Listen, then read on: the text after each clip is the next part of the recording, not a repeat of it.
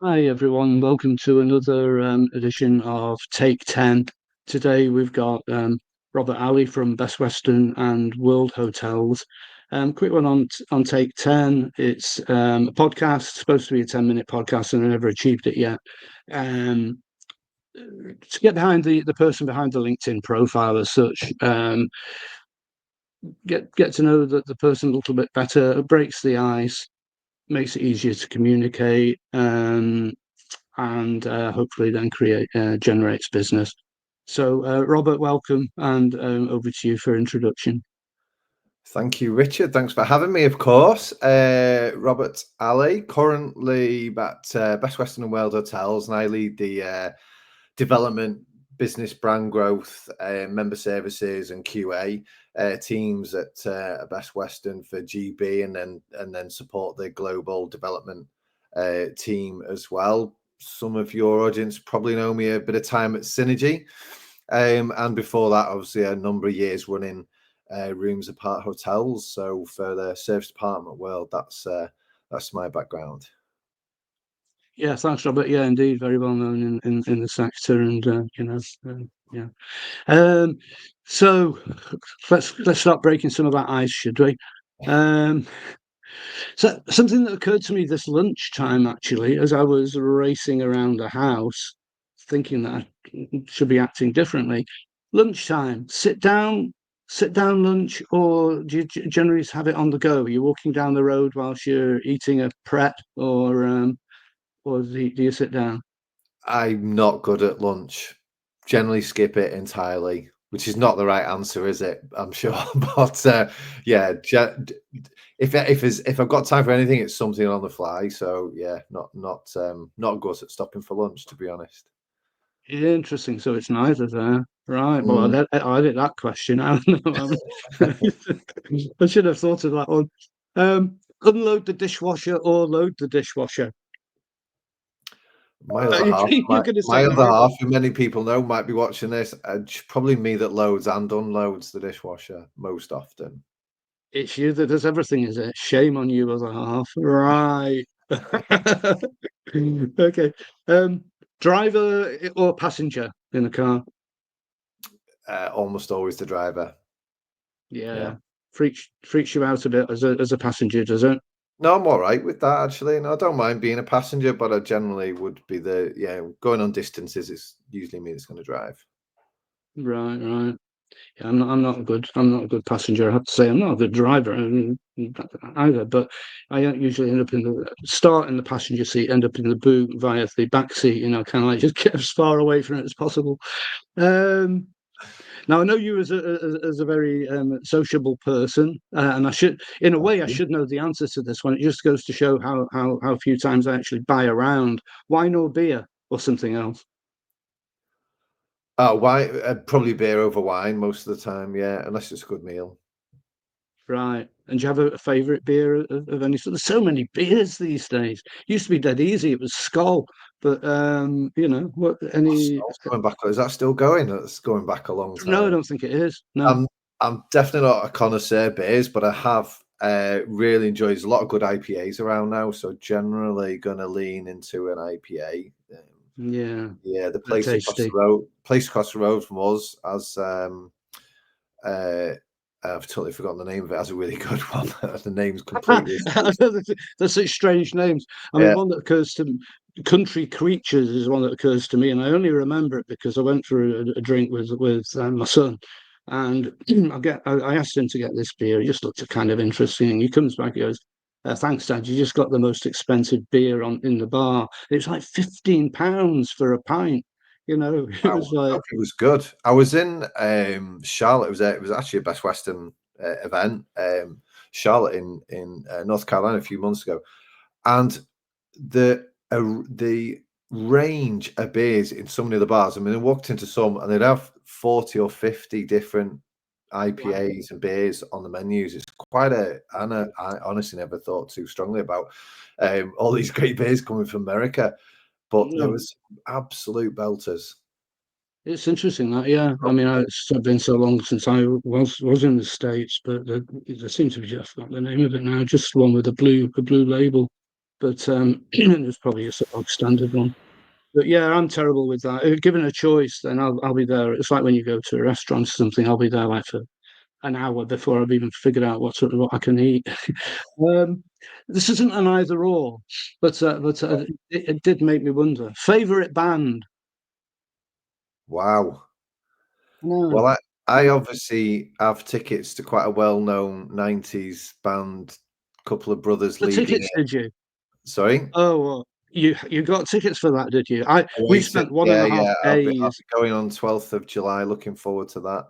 Um, Wow. there is a very young, trendy band of which I am probably far too old to be their fan, but they're from Greater Manchester called 1975, who I go and Right. watch quite routinely, and I'm Really? also got a bit of a music. I do enjoy the music. Also going to watch Sam Fender in the summer in August, and he's doing a festival outside thing in Wow. Manchester. And I also go up to Kendall Calling as well. So there's loads of bands there. But Wow.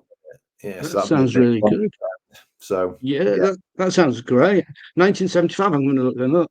But yeah, I do like a lot of those bands. And that, yeah, me, look at me. I missed that entire kind of. I mustn't say that. Anyway, I'll say it now. I've started. I missed that entire kind of, let's call it Britpop thing in the 90s. I'd already bailed out and, was settling down a tiny bit. But then I've got back into it more recently, in Spiral Carpets, let's say, or those kind of things, apart from the right, fact that they're right. United fans, that's bad news. But Happy Which Mondays and sorry. Yeah, no, I was just going to say, which isn't the case for that other band that we were talking about earlier, which they don't need any publicity anyway. Happy Mondays, yeah, They're on all of your that, they're on they're exactly. on your side of Manchester, aren't they? I believe. Yeah, exactly, yeah. Um, yeah, oh, yeah. Right, okay. Just do one more, and then I'll hand the mic back to you as such. Gosh, there are so many though, really here. Um, Big party or small gathering? Gosh, yeah, I think I don't know how to cut that one apart. Love a party, because you get a chance to meet lots of people and enjoy that sort of side, whether it's work or Yeah, social.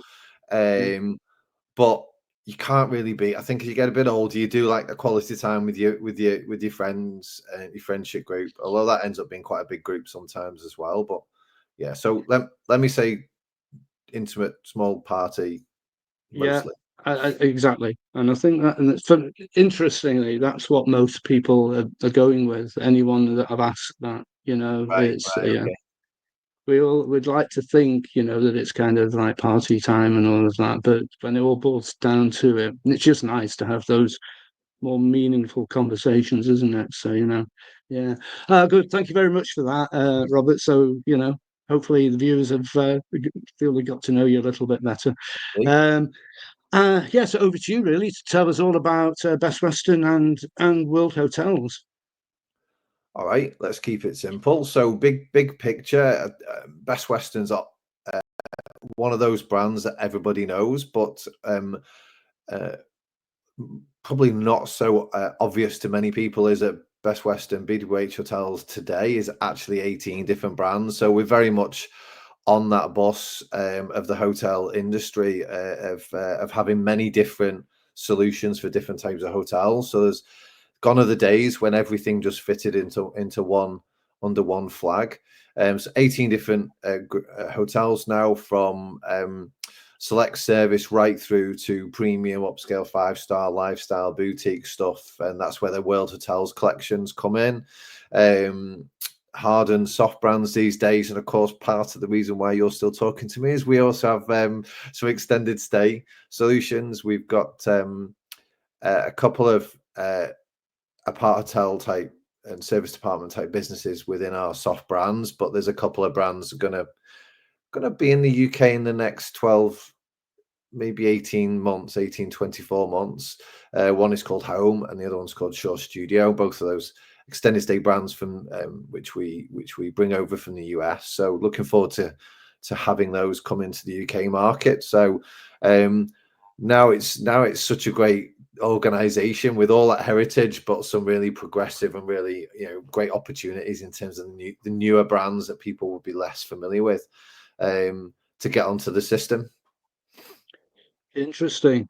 And the the brands that are coming in from the States, are they coming in, do you feel, with a new model of, not a desperately different model, but kind of, is there another take on this, on an existing theme? Or, are they, the apartments seem to be getting smaller, and then the kind of communal space seems to be getting bigger. And is that the case with these brands, Well, or? we are probably the most flexible of the big groups, right? So we're 4,300 properties around the world. It's quite a big company, probably top 7, I think, in the world in terms of all the big groups. But we're probably the one with the most flexible type of solutions. We don't really do brand in a box. So in terms of innovation, it tends to be our owners, but are the ones that have got that little bit extra and that little bit different. And we're therefore quite easy to fit in terms of, for hotel owners or service department operators looking at us to come and enjoy the benefits of all of the system and 65 million loyalty card holders, but not feel constrained by fitting into a particular type. So of course the variety of brands now, it helps owners find the hat that fits them best. Very interesting, because I mean, and in a way, that makes me think of the kind of the what Airbnb may have done to the world of hospitality, where there is that flexibility, and it's not just banging on that sort of magnolia walls and kind of a faux leather sofa or something like that. It's kind of, we've gone through that, live life like a local, and that kind of Yeah. more flexibility. Yeah, And yeah. I think the beauty of when you've got a bit more choice, as we have these days, is that you don't have to sort of fit the form. There are some very fresh, new, modern Best Westerns, but of course there are some that just, particularly in the UK, where they just grab the best of our heritage as well. And I don't think you want to lose that. I don't think you want to lose that essence that makes, particularly in the UK market, that makes it work. But be able to attract different types of hotels, and then take off. WorldHotels was definitely a bit of a game changer for us in terms of stretching the brand beyond its sort of core upper mid-scale market. Some of the hotels, we've added 3 WorldHotels into the UK so far this year, and they're really special properties, much more into that sort of boutique lifestyle, inverted commas, whatever that means, is again something different to everybody, but fits that sort of real special and unique bracket of properties. And that was harder to sort of promote that out of a core where everyone's got a belief of what they think a Best Western looks like. But World Hotels gives us something different. exactly, yeah, you're quite right. I mean, with Best Western, people might have an idea or a thought in their head about what a Best Western might look like, possibly based on the old days in my particular case. And it sounds like it's changed an awful lot. I mean, 18 brands under one umbrella, that is quite something. And I mean, you mentioned about kind of that you've got a portfolio which any hotelier can fit into, and there might be a brand where it's, and I always think back to the old days. I can't remember which decade it was, but take me to the Hilton.